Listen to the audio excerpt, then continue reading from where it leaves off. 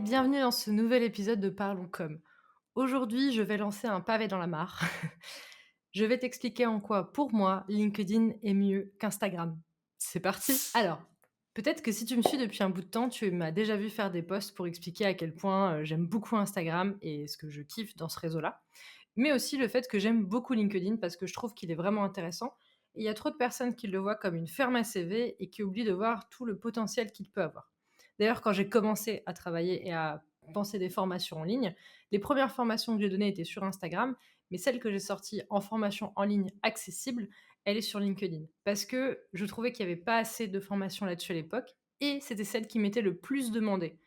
Aussi, je trouve que c'est le réseau qui est le plus intéressant à développer, et je vais t'expliquer pourquoi justement. Si tu es un entrepreneur ou une entrepreneuse qui se lance, ou même peut-être un étudiant ou un salarié, dis-toi que si tu travailles en B2B, en tout cas la plupart du temps, donc en business to business, c'est-à-dire que tu travailles avec des entreprises, que les particuliers ne sont pas tes clients, eh bien LinkedIn, c'est vraiment un endroit très très très intéressant pour se développer. Attention, je suis pas en train de dire que, en créant un compte LinkedIn ou une page LinkedIn, du jour au lendemain, tu vas avoir des millions d'abonnés, tu vas exploser et cetera. Je suis pas en train de dire ça, hein, désolée. Mais ce que je veux dire, c'est que c'est plus facile de percer et d'être visible sur LinkedIn que sur Instagram. Pour des raisons très très simples, c'est justement dans le fonctionnement même de chaque réseau social. Pour illustrer ça, je vais te partager mon expérience à moi, sachant que ce soit LinkedIn ou Instagram, c'est des réseaux sur lesquels je suis présente depuis un petit bout de temps, que j'aime beaucoup et avec lesquels j'aime m'amuser. J'aime jouer avec l'algorithme, j'aime créer du contenu qui correspond, qui est optimisé, et cetera. Pour l'exemple, j'ai créé un post que j'ai dupliqué sur les 2 réseaux. Donc quand je dis dupliqué, c'est-à-dire que je l'ai, décliné dans le sens où la base est la même, mais pour Instagram, je l'ai optimisé, donc aussi bien au niveau du visuel qu'au niveau des hashtags, qu'au niveau de la description, et cetera. Et pour LinkedIn, je l'ai également optimisé, donc pareil, le visuel, les hashtags, la description, les arrobas, qui je vais citer, et cetera. J'ai fait ça pour les 2, donc c'est-à-dire que le fond est le même pour les 2. Il est légèrement différent dans la forme puisque, selon Instagram et selon LinkedIn, je les ai adaptés. À l'époque, j'avais moins d'abonnés quand même sur Instagram qu'aujourd'hui, on va dire le contraire, et j'en ai toujours eu plus, sur LinkedIn puisque c'est ce que j'expliquais à une cliente, ce matin même d'ailleurs, c'est que c'est plus facile d'avoir une base d'abonnés sur LinkedIn pour une raison très simple, c'est que sur Instagram, quand tu te lances, tu vas avoir de temps en temps des amis, ta famille, tes proches qui vont s'abonner, peut-être pour t'aider. Alors que sur LinkedIn, tu as potentiellement ta famille, tes proches, mais tu as aussi peut-être des collègues, anciens collègues, qui vont de base s'abonner à toi ou en tout cas t'avoir dans leur réseau. Donc techniquement, c'est un petit peu plus large. Bref, tout ça pour dire que j'avais un peu plus de monde sur LinkedIn que sur Instagram quand même, je vais pas dire le contraire, mais on va dire que c'était pas non plus du simple au double. Et surtout, à l'époque, j'étais beaucoup plus active sur Instagram, pardon, lapsus. Donc j'étais beaucoup plus active sur Instagram que sur LinkedIn. Donc, on va dire que même si les 2 réseaux n'étaient pas pile poil au même niveau, et cetera, bien sûr, il faut le prendre en compte dans les statistiques que je vais te donner, mais tu vas voir que je pense que ça aurait eu un impact, mais peut-être pas autant. Je pense que ça n'aurait pas eu un impact, beaucoup plus gros si les deux étaient vraiment au même niveau. Donc, je fais ce post et je le mets, sur chaque réseau aux bonnes heures et cetera aussi, en essayant de faire attention le plus possible à ça. Sur Instagram, donc le post a d'abord été publié de manière normale. Donc, c'est un carrousel où j'explique justement les 5 piliers de la stratégie de communication. Et au départ, j'ai fait à peu près, je crois, 1800 vues, presque 2000 vues. J'étais quand même plutôt contente parce que moi qui avais moins de 1000 abonnés, je me suis dit, bah, c'est quand même chouette, c'est déjà ça de prix. J'étais quand même assez contente. À partir de ce moment-là, j'ai fait 2 choses pour essayer d'optimiser ce post-là. Le premier, c'est que j'ai épinglé le post en haut de mon profil Instagram. Donc ça veut dire que quand les gens arrivent sur mon profil et me découvrent, c'est un des premiers posts qu'ils voient. Donc ça veut aussi dire qu'en général, c'est un des posts qui marche mieux parce que comme c'est les premiers qui s'affichent, les gens viennent généralement les lire, enfin les regarder, peut-être liker, commenter. Donc ça joue aussi dans la balance. Et notamment, je pense aussi aux personnes qui viennent, qui likent 3 posts et qui s'en vont. Souvent, ils vont liker les 3 premiers posts, donc les posts épinglés. Donc ça joue quand même dans la balance, mine de rien, dans la visibilité du post. Deuxième chose que j'ai faite pour essayer d'améliorer la visibilité de ce post-là, j'ai fait de la publicité dessus. Donc j'ai mis 15 € sur le post, sur une campagne de, je crois 5 jours. Donc je me suis dit: «Voilà, je vais rajouter un peu d'argent dessus, je vais essayer de le faire, visible auprès de plus de personnes, auprès de ma cible». Donc j'ai ciblé, à qui je voulais le présenter et cetera et cetera. Aujourd'hui, à l'heure où j'enregistre cet épisode, je l'ai sous les yeux, j'ai atteint 2 929 couvertures exactement.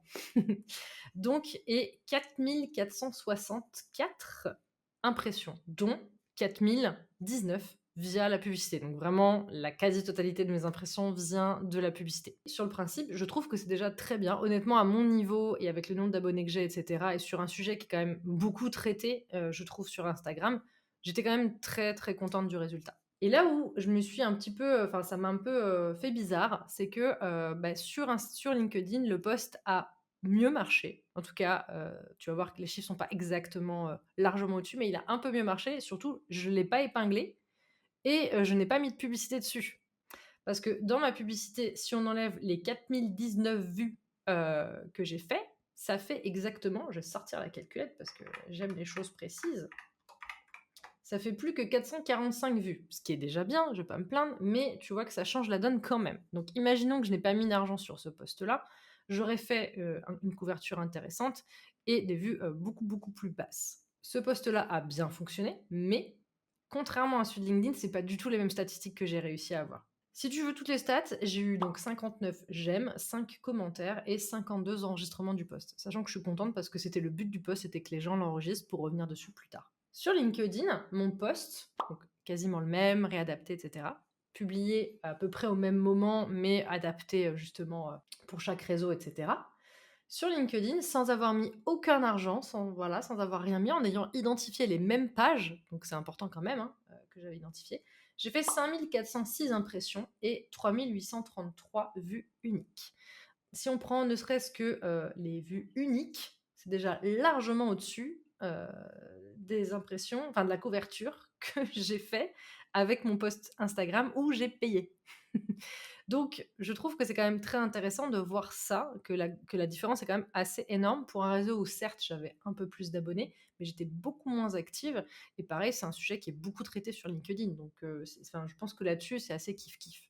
Au niveau des stats détaillées, si tu veux savoir, j'ai eu 56 réactions.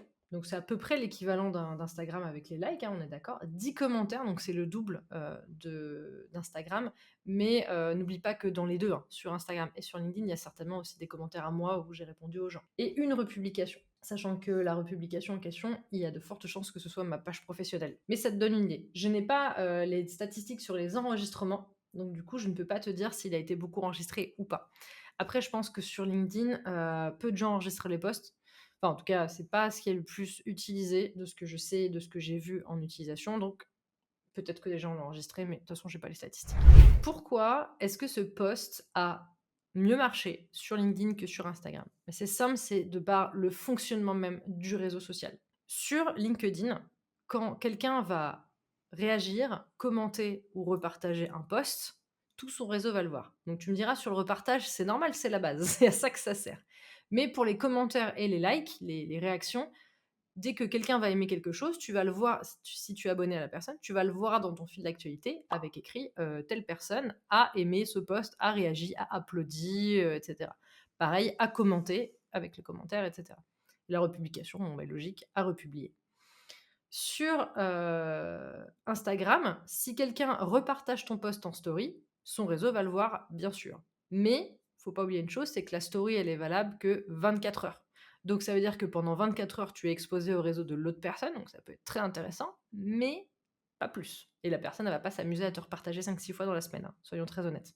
Enfin, c'est très rare à mon avis. Si c'est le cas, vraiment, envoie-lui énormément d'amour parce que vraiment, je pense que cette personne-là apprécie énormément ce que tu fais et essaye de te rendre visible. Mais par contre, si quelqu'un commente ou met un j'aime sur ton post, ça va pas le présenter à son réseau. Bien sûr que si quelqu'un est suivi et a tendance à commenter, liker les posts de quelqu'un, ses abonnés, potentiellement, Instagram va leur proposer, pardon, les contenus de cette personne-là en disant bah, je pense que si tu suis cette personne et qu'elle-même like les posts de cette personne, il y a de fortes chances que ça t'intéresse. Mais ça va être uniquement dans les suggestions. Tu vas pas voir, Bertie a liké, Bertie a commenté. Sur Instagram, tu ne le vois pas. Donc il y a cette viralité en moins, mine de rien, en tout cas sur cette partie-là, ce qui fait que sur LinkedIn, dès qu'il y a une réaction, dès qu'il se passe quelque chose, tout le monde peut le voir. Je vais prendre un exemple très simple. Imaginons que vraiment la référence, le ou la référence dans ton secteur d'activité, viennent réagir à ton contenu sur LinkedIn et sur Instagram. Sur Instagram, pour commencer, s'il met un j'aime, voire même un commentaire, ça va pas t'apporter énormément de visibilité auprès de son réseau à lui. Si par contre il te repartage en story, là ça va t'amener beaucoup de visibilité, mais seulement sur 24 heures. A l'inverse, si cette personne-là, elle réagit à ton post sur LinkedIn, si elle met une réaction, voire même en plus un commentaire, tu es sûr que ton post va être présenté à tout son réseau. Et donc, si c'est le big boss ou la big boss, la référence dans ton secteur d'activité, il y a de fortes chances que les gens qui le suivent soient dans ta cible, sur Insta ou sur LinkedIn, hein, d'ailleurs. Mais du coup, ça veut dire que ton post est exposé à toutes ces personnes-là. Évidemment, sur LinkedIn, je suis d'accord que quand quelqu'un aime ou commente un post, le post n'est pas visible pendant une semaine, on est d'accord. Mais comme l'algorithme est quand même assez différent et que la durée de vie d'un post sur LinkedIn est plus longue que sur les autres réseaux sociaux, en tout cas que sur Facebook, Instagram ou TikTok, ça fait que ton post il peut facilement ressortir plusieurs fois dans la semaine auprès de plusieurs personnes. C'est-à-dire que selon quand les personnes se connectent sur LinkedIn, les personnes du réseau de la référence qui t'a déjà repartagé, eh ben, tu vas peut-être avoir un peu de visibilité le lundi, un peu le mardi, un peu le mercredi, un peu le jeudi, etc. Donc ça va être vraiment intéressant pour ça aussi. Et comme je disais, si tu arrives à avoir un commentaire, c'est un petit peu le Graal sur LinkedIn. Parce que la republication, c'est intéressant, mais il faut quand même garder en tête que, alors, c'est très bien pour tes stats, puisque si la personne te repartage sans mettre d'avis, donc ça s'appelle republier, republier sans avis, hein, pas l'autre option, elle partage ton information à tout son réseau. Donc vraiment, c'est super intéressant, et ça veut dire que quand on va aller voir les derniers posts qu'elle a fait, ton post va être dedans. Donc vraiment, c'est génial en termes de visibilité. Seulement, c'est assez difficile de mesurer combien de j'aime, de commentaires et autres tu vas réussir à récupérer grâce à cette republication. En tout cas, aujourd'hui, on n'a pas vraiment les statistiques sur LinkedIn. Donc, c'est très intéressant, c'est hyper bien de l'avoir, mais on ne peut pas trop les mesurer.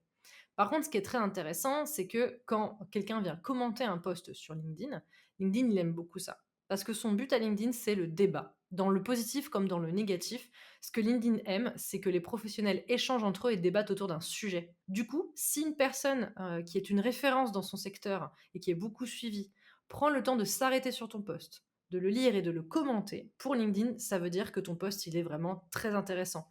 Même si la personne, elle vient mettre un commentaire négatif, pour LinkedIn, ça veut dire que ton post a un intérêt à être mis en avant auprès d'autres personnes parce qu'il suscite le débat, il suscite l'interaction, il suscite le commentaire. C'est pour ça qu'aujourd'hui, pour être très honnête, je trouve que je m'épuise beaucoup moins à créer du contenu quand je le crée pour LinkedIn. Déjà parce que la durée de vie est plus longue et parce que la viralité, même si j'aime pas trop ce mot, hein, mais la diffusion à plus grande échelle est plus facile sur LinkedIn que sur Instagram. J'adore toujours créer du contenu sur Instagram, et d'ailleurs une chose que j'aime en particulier sur Instagram, c'est le fait que la seule chose que les gens peuvent faire pour réagir à ton contenu, à part commentaire, etc., mais je veux dire, c'est un j'aime, c'est un cœur, donc il n'y a pas de réaction négative comme sur Facebook où on peut dire qu'on n'est pas content, ou qu'on est en colère, ou qu'on pleure.